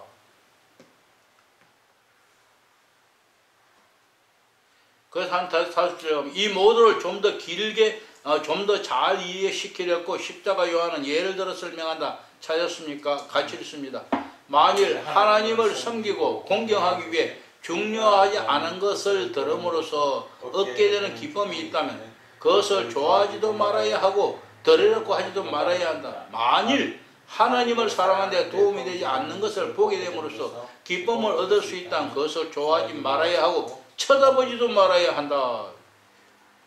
이게 생활에 대한 이야기입니다. 이것을 다른 말로 말하면은 같이 읽을까요? 하나님의 영광을 위해서가 아니라 우리의 만족을 위해서 어떤 행위를 하고 싶을 때 언제나 그것을 삼가하라는 것이다. 내 만족을 위해서라면 삼가해야 한다. 오직 하나님의 영광을 위해서.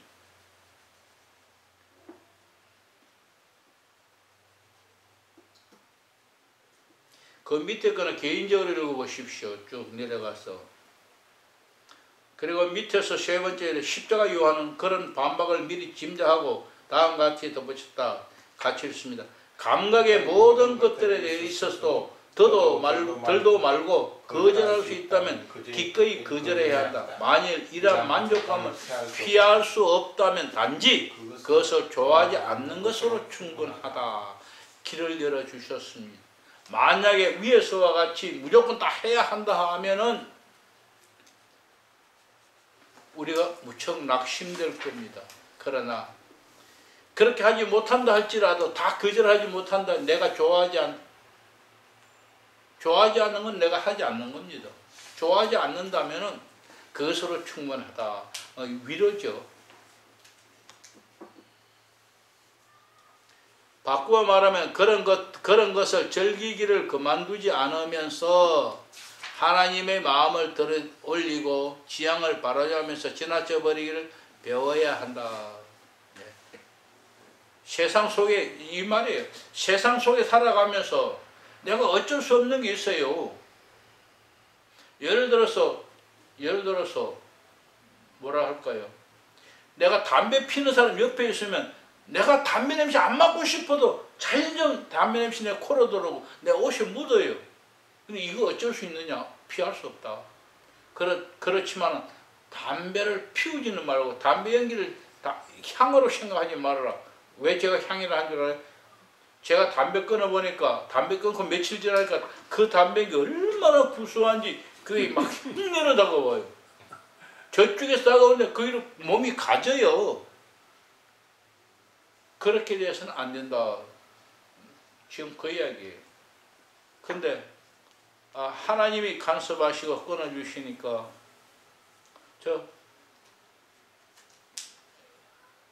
내 몸 안이 완전히 니코틴으로 차있는 모습, 하나님의 성전을 황금으로 되어 있는 솔로몬의 성전에 비유해 볼 때 완전히 니코틴 찬 것을 내 모습을 볼 때 정신이 하나도 없습니다. 담배 끊을 수밖에 없더라.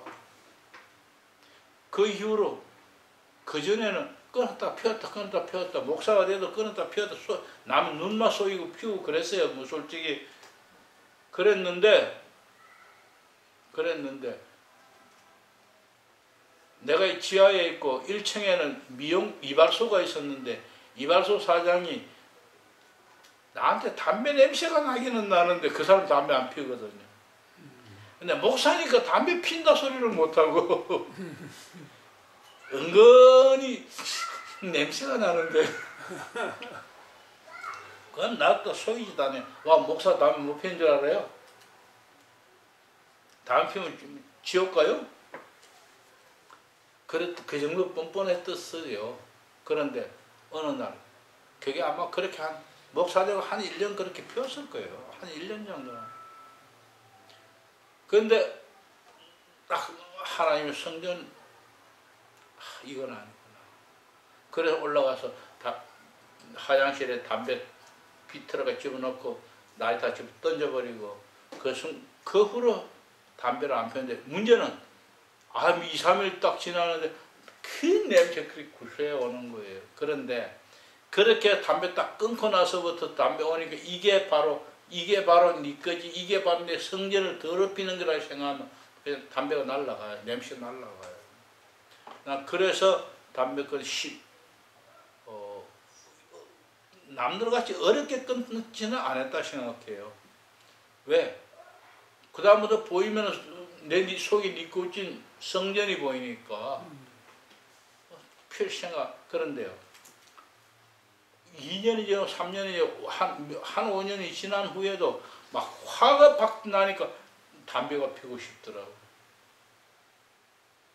화가 나니까요 술이 먹고 싶고 담배가 피우고 싶은 거예요.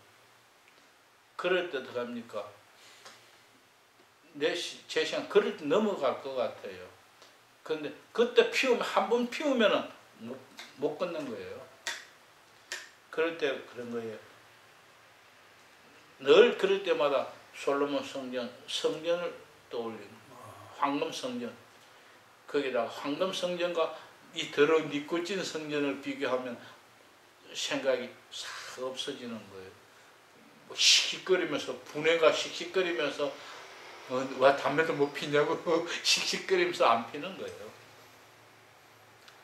그렇게 한 10년 지나니까 술도 담배도 필 마음도 화가 나도 술 먹고 담배 필 생각이 안 나더라고요. 한 10년은 지나야 되는 것 같아요.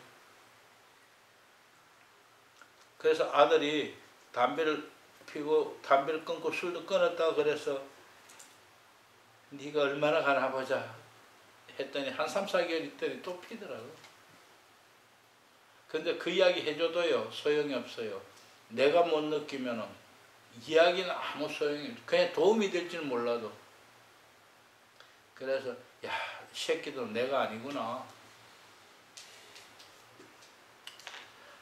자, 그 다음에 지금 읽은 곳에서 두 줄 내려가면은 모든 것에서 자존심을 끊고 모든 것에 매이지 않는 가장 좋은 방법은 찾았습니까? 예. 같이 읽읍시다.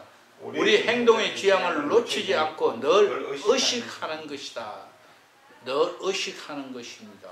이것은 아무리 사소한 일에도 적용할 수 있으며 이렇게 할 때 결국 모든 것이 하나님께 영광 드리는 것이 될 것이다.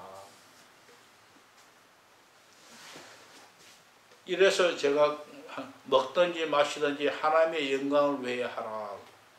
그것을 그 성경 구절을 그래서 외우고 타는 거예요. 담배 하나님의 영광이 되냐 안 되냐? 안 된다. 먹을 개고기 하나님의 영광이 되냐 안 되냐? 내가 더 건강하면 하나님 일을 하면 영광이지.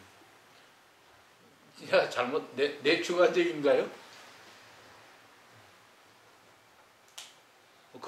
그래서 먹는 거 마시는 거 구별하지 않지만은 내가 건강해져서 기도할 때마다 그래요. 음식 먹고 영육에 강건해서 하나님을 하게 해달라는 게 내 기도예요. 그렇게 기도하고 먹으니까 음식 가리지 않아요. 자, 세 번째 같은 페이지에 조금 더 내려갑니다.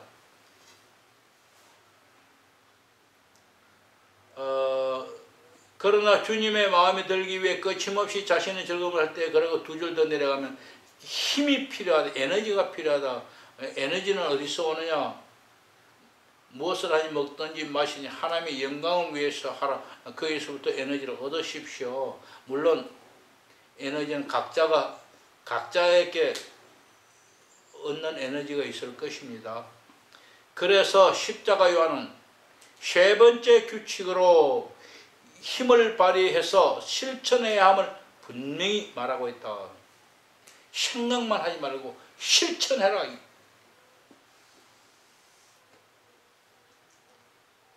어떻게 실천하느냐? 아까 황금률 들었죠? 바로 그 황금률을 기준으로 해서 그렇게 실천해라. 더 쉬운 것보다 더 어려운 것을, 더 맛있는 것보다 더 맛이 없는 것을, 더 즐거운 것보다 오히려 덜 즐거운 것을, 쉬는 것이 아니라 고된 것을, 위로되는 것이 아니라 오히려 위로가 없는 것을, 많은 것이 아니라 적은 것을, 크고 값진 것이 아니라 작고 값이 없는 것을, 무엇을 원하는 것이 아니라 아무것도 원하지 않는 것을 더 좋아하도록 항상 마음을 써야 한다. 이것을 황금률이라. 우리의 생활의 목표는 여기에 두고 늘 실천해야 한다. 참고한다면 이것을 다 외우지 못하더라도 내 마음속에 항상 하나님이 사랑하는, 나도 하나님의 아들이지만 다른 누구도 하나님의 아들, 무엇을 타든 하나님의 다른 아들이 더 좋은 것을 가지고 가도록, 나는 나쁜 것을, 저 사람이 하나님의 다른 자녀가 더 많은 것을 위해서 나는 적은 것을, 더 편한 것을 위해서 나는 더 힘드는 것을, 그래서 형제를 위하여 양보하는 삶을 살자. 그렇게만 한다면 이 모든 황금률의 요약이다. 저는 그렇게 생각합니다. 299쪽에 그 황금률 밑에 십자가 요한은 우리에게 언제나 가장 어려운 것을 택하라고 강조한 것이 아니다. 언제나 어려운 것을 택하라고 강조한 것이 아니라 오히려 그러면 같이 읽습니다. 원인을 기르고 그런 경향을 우리 안에 생기게 하며 그것을 실천하는 습관을 들이려고 권유하고 있다. 습관이 들면 안 어려워요. 습관이 되기까지 어려운 것이지. 내 머릿속에 내게 관념이 바뀔 때까지 어렵지. 그것이 관념으로 바뀌어지면 자연적 그렇게 행동하게 돼요. 바로 이 자연스러운 행동, 이것이 거기까지 우리가 수련하고 애써서 수련하고 노력해야 하는 겁니다. 밑에서 네 번째 줄 299쪽 밑에 십자가 요한은 우리에게 열정을 갖고 시작하도록 권유한다. 같이요. 실천하려면 우리 마음을 담아야 하고 의지 안에서 일어나는 반발심을 잘 극복해야 한다. 마음 안에, 내 마음에 담고 내 마음에 거부하는 것, 반발하는 것 잘 극복해야 한다. 십자가 요한이 몰라서가 아니고 이미 다 알고 이런 말씀을 다 하셨습니다.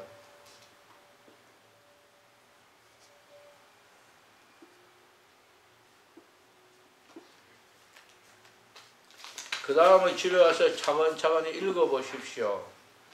읽어보시면 도움이 될 겁니다. 핵심은, 다시 말해도 핵심은 황금률입니다.